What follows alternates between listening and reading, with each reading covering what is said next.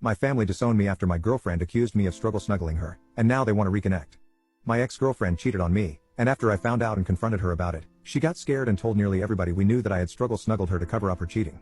I was placed in custody during the investigation, however, I was released as there was no evidence. My parents had already disowned me, and most of my friends had distanced themselves from me.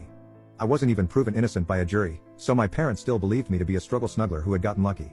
My best friend began to help me behind their backs, and I ran away.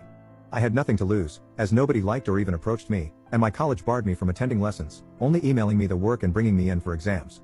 I went as far away from that town as I could and got an apartment after working in some community jobs for some money. I managed to sort of stabilize myself. I decided to change my name after a while because I came to hate looking at it for some reason. I still don't know why. This helped me start a new slate, and I made a few new friends when I went into university. Again, I don't know why I did this. I'm still in truckloads of debt and was incredibly poor looking back.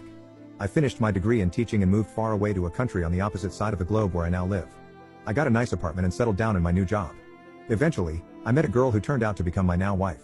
Initially, I couldn't trust her. I would flinch if she tried to touch me, or I'd start fidgeting when she got close. However, after realizing how much patience she had with me, I fell head over heels for her. She eventually gave birth to my twin daughter and son, whom I adore and will defend to the edge of the universe. Her family got used to me very quickly considering I was a foreigner and not very trusted. They treated me well, and I sort of remembered how a loving family actually is. Now I'm living in a nice house with both of my children and wife, and we're very happy. That is until last night when I was playing on our PlayStation with my son while my wife and daughter were in the garden. There was a knock on the door, and lo and behold, my father was there. He smiled weakly and began to speak, but I slammed the door so hard I scared my son. I took him to his room and called for my wife to take my daughter to her bed. She was freaking out, and so was I. My father kept knocking on the door, and I just broke down in that moment. My wife comforted me, and then answered the door for me. She asked who he was, and he said he was my father. I had given my wife a vague background of me, and she had nothing but sorrow for me. She looked understandably pissed and began to scream at my father for abandoning me and whatnot. After she calmed down, I told her to let him in and instructed her to go to our kids' bedroom to keep them busy while I talked to my dad. He explained that he was doing my ex-girlfriend a favor by clearing some stuff on her phone. While he was managing her messages, he stumbled upon a conversation between her and the guy she cheated on me with, expressing guilt for ruining my life and a desire to take it all back. My father didn't confront her, as he wasn't ready to revive a dead situation, but silently began to search for me to share his belief in my innocence. I don't even know how he found me, but I don't care because he's here. Now, for the part I need help with. I don't know what to do. I've considered my options after wandering through random streets and have come to some conclusions, but I'm not sure what the best decision is.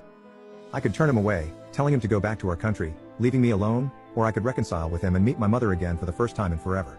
Update 1. I visited my father in his hotel and informed him that I wouldn't reconcile with him or anything like that. He had tears in his eyes but was understanding. He mentioned that he had told my mother about her and cut my ex-girlfriend off from the family entirely. I asked him why there was still contact, as many of you questioned, and he explained that she apparently felt too guilty to really let us go. I'm not too inclined to believe it, as were many of you, but it's closure enough for me. Apparently, my mother didn't take the news too well and tried to get my phone number, but my father didn't let in. Not sure what I could really trust, given that I feel most of it is just a ploy to get me back into their lives, but after they threw me out onto the streets like a rabid dog, it just makes me sick. My son did end up asking who was at the door, but I told him that it was a colleague. I plan to tell both of them what happened to me in my past when they're older or going through tough times to let them know that I understand. We're all fine. It shook me up a bit, but I hope I have my father's word on him keeping my new life a secret. Update 2. I recently had an incident with my family involving them breaking a promise. It angered me incredibly, and after a lot of thought, I decided I would face them directly.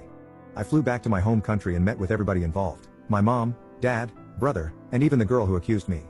I was nervous, of course, but I was shocked when I realized I didn't really see them as family. I recognized them, of course, but I didn't see them the way I see my wife, kids, and in-laws. My mother started by breaking into tears and trying to apologize.